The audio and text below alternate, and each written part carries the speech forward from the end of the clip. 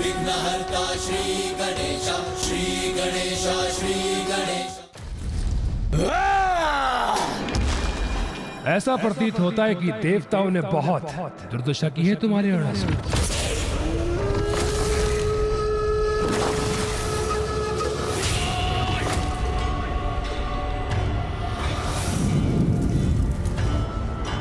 उन तुच्छ देवताओं में इतना सामर्थ्य कहां? उन्होंने नहीं, मैंने की है उनकी दुर्दशा। देखो दुर्गमासुर, देखो देखो दुर्गमासुर, देखो। तो फिर तुम्हारे भवन को इस प्रकार नष्ट भ्रष्ट किसने किया? था एक तुच्छ गजमुख बालक जिसे कम आंकने की भूल कर बैठा मैं, क्योंकि मेरा भवन इतनी सरलता से पूर्ण रूप से नष्ट नहीं हो सकता, क्योंकि जितना वो थल के ऊपर है उतना ही थल के नीचे भी उसका निचला भाग तो अभी पूर्ण रूप से सुरक्षित है। इसीलिए तुम्हें कोई चिंता करने की आवश्यकता नहीं दुर्गमासुर। उचित कह रहे हो तुम अरुणासुर। चिंता करने की आवश्यकता मुझे नहीं, अपितु तुम्हें है, क्योंकि तामसिक माता के अनुसार वो गजमुख बालक तुम्हारे मृत्यु का भेद ज्ञात चुका है। असंभव!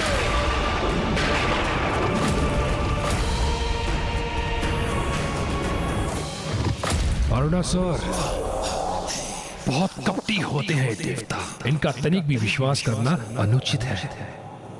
असुरों का भेद ज्ञात करने के लिए कैसी भी कपट योजना की रचना कर सकते हैं और इसके लिए कुछ भी कर सकते हैं। यहां तक कि वर्तमान से अतीत में यात्रा भी कर सकते हैं और ये ज्ञात कर सकते हैं तुम्हारी मृत्यु एकमात्र 6 पांव वाले कीट के द्वारा ही हो सकती है, जिसका स्वर ब्रह्मनाथ के समान गूंजता हो। इससे कैसे ज्ञात हुआ मेरा रहस्य? अर्थात सत्य कह रहा है ये, मेरे वध का भेद उजागर हो गया। इसलिए तुम्हें सावधान करने आया हूं मैं। तुम्हारे पास बस 2 ही अवस्था है, या तो भीषण युद्ध के लिए तैयार हो जाओ, अपितु अपने निर्मम वध के लिए।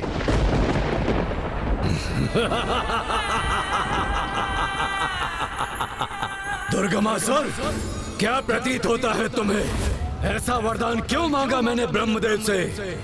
इतना विशालकाय शक्तिशाली असुर होकर भी अपने वध के कारण स्वरूप एक तुच्छ और साधारण सी कीट का चुनाव क्यों किया मैंने?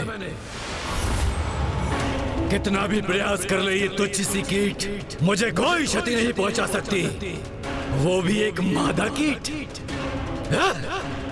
जिसके लिए उड़ान भरना भी कठिन है। वो मुझे क्या क्षति पहुंचाएगी? यदि वो मुझ तक पहुंच भी गई तो मुझे अपने गुंजन से अपने आगमन की सूचना दे देगी। तब मैं तो क्या, मेरी एक तुच्छ सी छिपकली उसे निगलकर अपना आहार बना लेगी। इसलिए मुझे तुच्छ सी कीट से भयभीत करने का प्रयास मत करो, चले जाओ यहाँ से। उचित है, तुम्हारी जैसी इच्छा, किंतु तुम्हें एक अंतिम सुझाव देना चाहूंगा। अपने इस महल की सुरक्षा कड़ी कर लो, किंतु माता आदि शक्ति तुम पर किस प्रकार आक्रमण करेगी इसका आकलन लगाना बहुत ही मुश्किल है।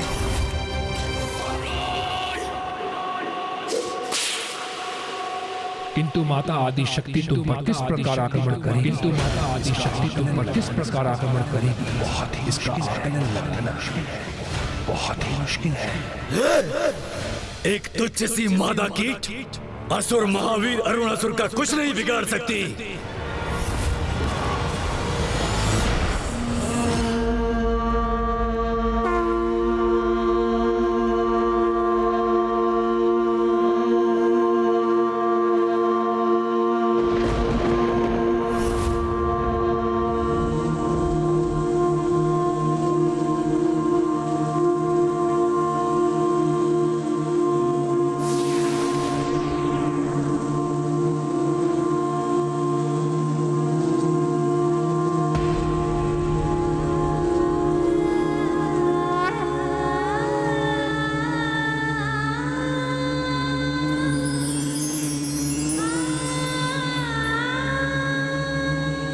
जिन कीटों को वो असुर तुच्छ समझता है, आज वही कीट उस दुष्ट के संहार का कारण बनेंगे।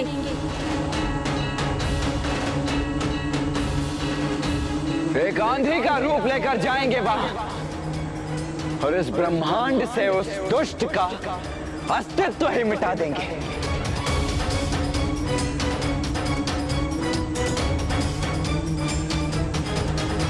या देवी सर्वभूतेषु मारूपेण संस्थिता।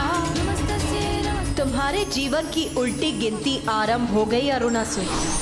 आज तुम्हें यह ज्ञात होगा कि किसी की तुच्छता का आधार उसका आकार नहीं, उसका आचरण होता है।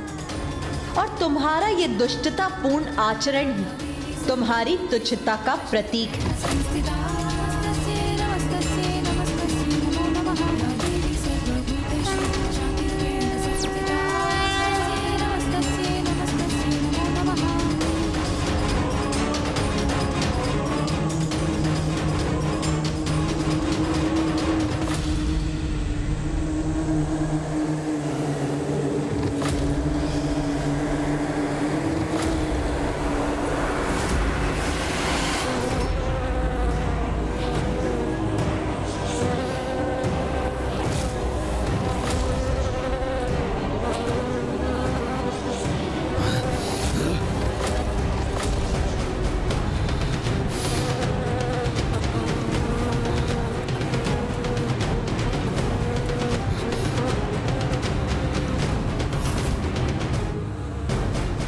जब कोई कीट यहाँ पर है ही नहीं, तो उनसे उत्पन्न ये ध्वनि कहां से आ रही है?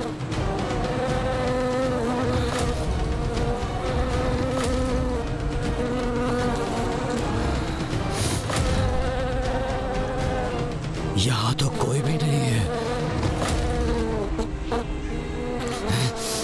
बड़ी विचित्र बात है, कहीं ये ध्वनि मेरे कर्ण से तो उत्पन्न नहीं हो रही।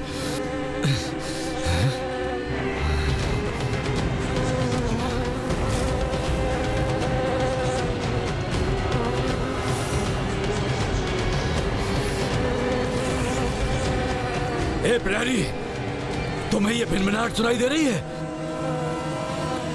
नहीं।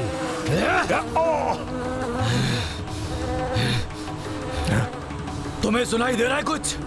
नहीं। ए तुच्छ प्रहरियों, क्या कुछ श्रवण करने की शक्ति नहीं है तुम्हें? ये भिनभिनाहट जैसे असंख्य कीट एक साथ ध्वनि उत्पन्न कर रहे हैं, ये क्यों नहीं सुनाई दे रहा है तुम्हें?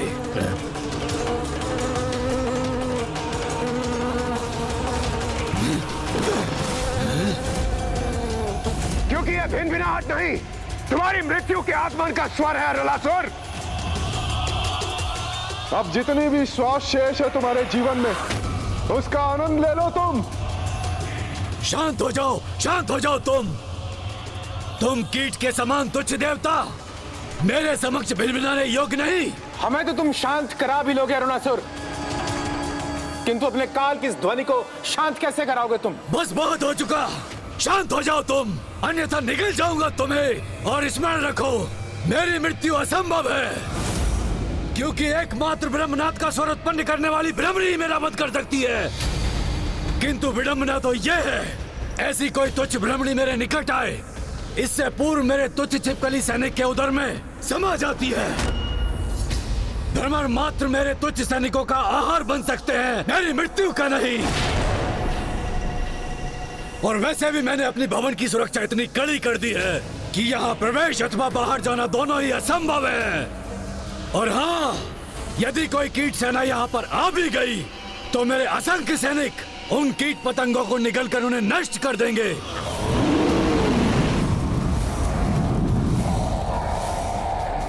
और यदि कोई मेरे प्रथम स्तर पर स्थित सैनिक से आगे भी बढ़ाया, तो इस भवन के दूसरे स्तर पर तो मेरी चमगादड़ प्रहरियों की सेना से सामना करना होगा उसे, जिनमें से प्रत्येक चमगादड़ अकेला ही असंख्य कीटों का संहार करने में सक्षम है। और तब भी यदि कोई कीट शेष रह गया, तृतीय स्थल पर उन्हें मेरे विषैले अनुघातक सैनिकों के प्रहारों का सामना करना होगा, जिनके छोड़े विषैले द्रव्य किसी भी प्रकार के कीट का अंत करने में सक्षम है। और यदि कोई कीट किसी प्रकार वहां से आगे बढ़ भी आया, तो उसके अगले तल पर, जो इस तल से एक तल ऊपर है, जहां हम स्थित हैं, ऐसा विनाशकारी धूम्र प्रवाह कर रहे हैं मेरे सैनिक कि कोई भी कीट वहां से आगे नहीं बढ़ सकता।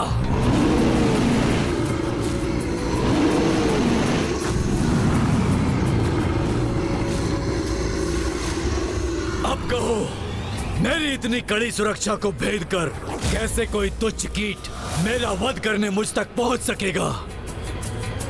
और यदि किसी प्रकार वो मुझ तक पहुंच भी गया तो मैं उसे अपनी जीवा के एक ही बार से निगल कर उसे अपना आहार बना लूंगा और अंत करूंगा उसका।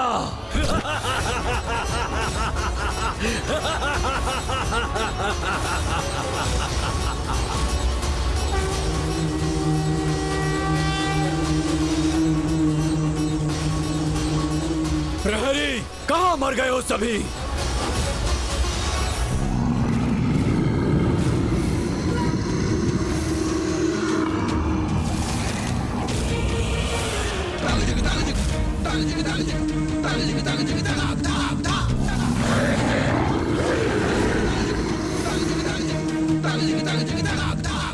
इसीलिए तुच्छ देवताओं, यदि किसी कीट ने भी मेरे सुरक्षा घेरे को पार करने का दुस्साहस किया तो उसका अंत निश्चित है। इसीलिए मैं प्रतीक्षा कर रहा हूँ कि कब तुम्हारी देवी आदि शक्ति तुम्हारी रक्षा के लिए आए और मेरे सुरक्षा जाल के मकर जाल में उलझ कर रह जाए।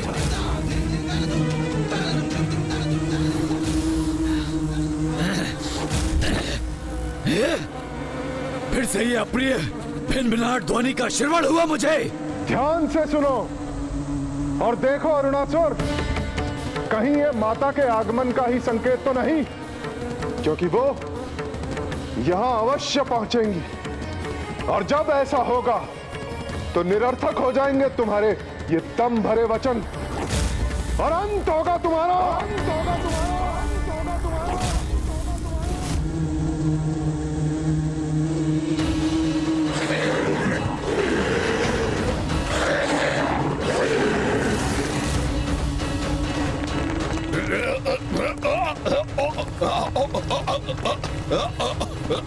अरे ये भूकंप कैसे उत्पन्न हुआ? यहाँ हमारे पांव के नीचे का स्थल विभक्त कैसे हो रहा है?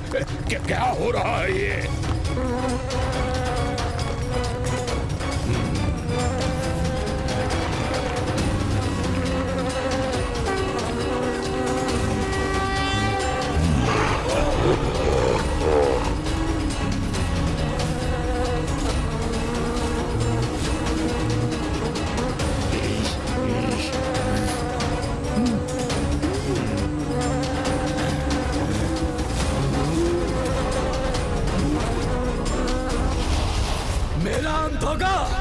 कोई नहीं कर सकता मेरा अंत। एक तुच्छ कीट तो कदापि नहीं। मैं सर्वशक्तिशाली विशालकाय असुर, तुम्हारे रक्षक अथवा तुम्हारी भिनभिनाहट से कदापि विचलित नहीं होऊंगा मैं। कोई आवश्यकता नहीं है मुझे ध्यान देने की। यदि है किसी में इतना साहस तो मेरे सुरक्षा घेरे को पार कर मुझ तक पहुंच कर दिखाए।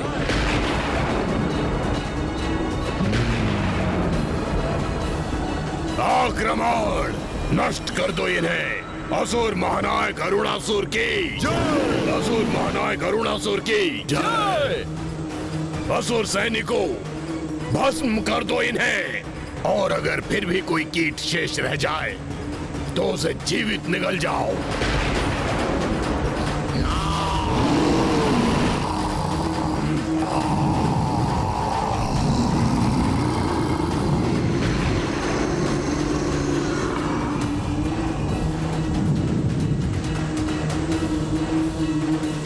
अरे रुक क्यों गए?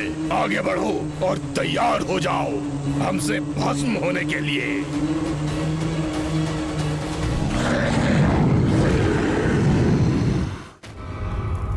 माता, मेरे दो महाशत्रुओं दुष्ट असुर अरुणासुर और आपकी प्रिय देवी आदि शक्ति का परस्पर युद्ध होने जा रहा है और आज इन दोनों में से किसी एक का इस युद्ध में अंत तो निश्चित है। इसलिए माता, मुझे आप ऐसी दिव्य दृष्टि प्रदान करें जिससे मैं इस युद्ध का आनंद उठा सकूं और स्वयं अपने नेत्रों से इसका परिणाम भी देख सकूं। प्रथम बार कुछ अच्छा मांगा है तूने मुझसे।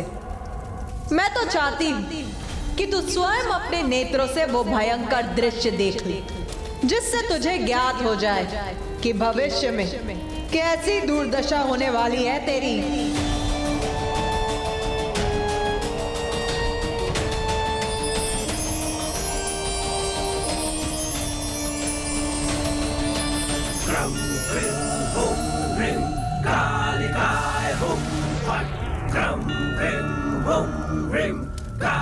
धन्यवाद माता, धन्यवाद माता। किंतु स्मरण रहे, मेरी कोई भी दुर्दशा नहीं कर सकता। यदि आज किसी की दुर्दशा होगी तो देवी आदि शक्ति की, क्योंकि मेरे सावधान करने पर अरुणासुर ने अपने भवन के भिन्न तलों पर ऐसे सुरक्षा घेरे स्थापित किए हैं कि किसी एक कीट का उसे पार करना कदापि संभव नहीं। मृत्यु जब आती है मूर्ख, तो असंभव होता है उसे रोकना। विश्वास नहीं होता ना तुझे मेरे शब्दों पर? तो स्वयं देख।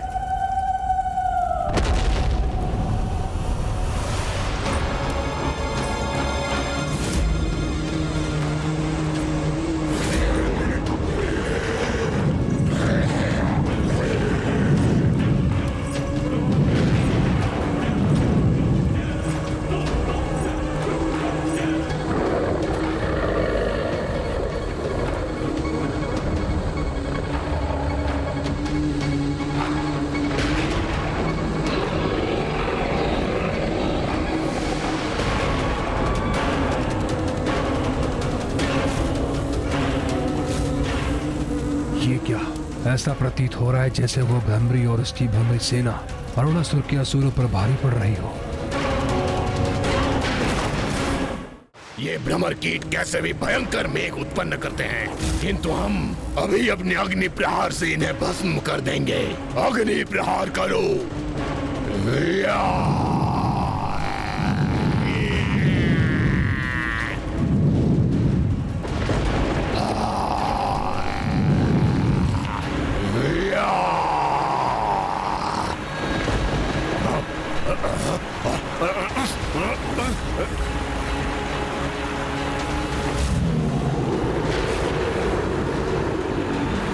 ये वर्षा हमारी अग्नि को शांत कर रही है। हम अग्नि प्रहार करने में असमर्थ हो गए हैं। अब क्या करें हम?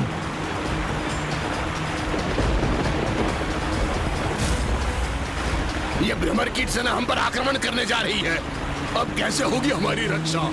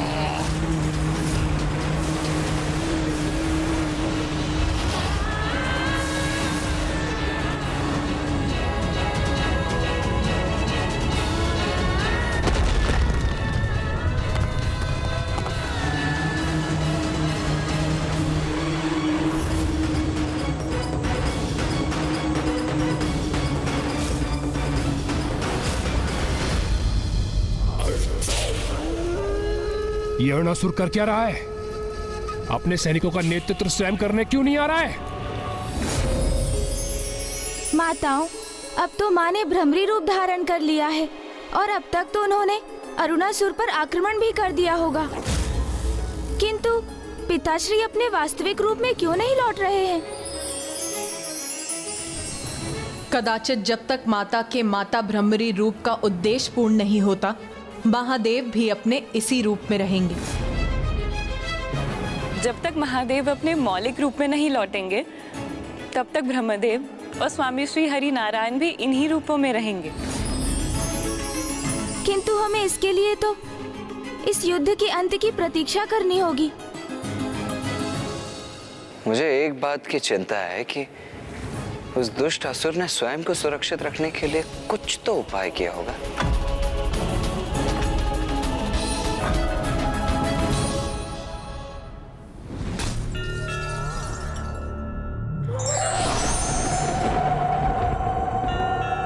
प्रणाम माता। प्रणाम मां। कल्याण।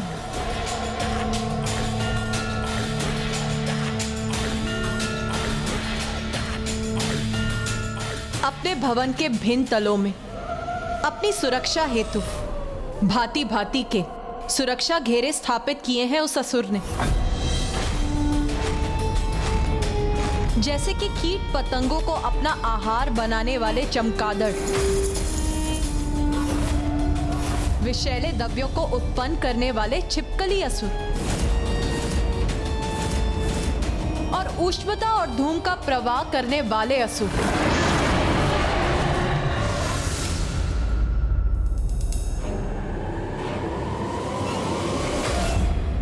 कुछ करने की कोई आवश्यकता नहीं मुझे, सर्वशक्तिशाली अरुणासुर को। अरे जब तुम तुच्छ देवताओं में से मेरे समक्ष कोई नहीं टिक सका, और वो त्रिदेव जो मेरे आतंक से अपने अपने लोक को छोड़कर भाग खड़े हुए, तो तुम्हारी देवी आदि शक्ति एक तुच्छ नारी वो क्या क्षति पहुंचा सकती है मुझे?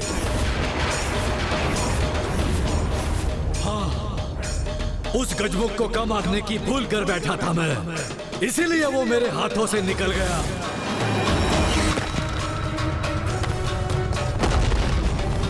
किंतु वो पुनः मेरे समक्ष आया तो कदापि शेष नहीं रहेगा वो।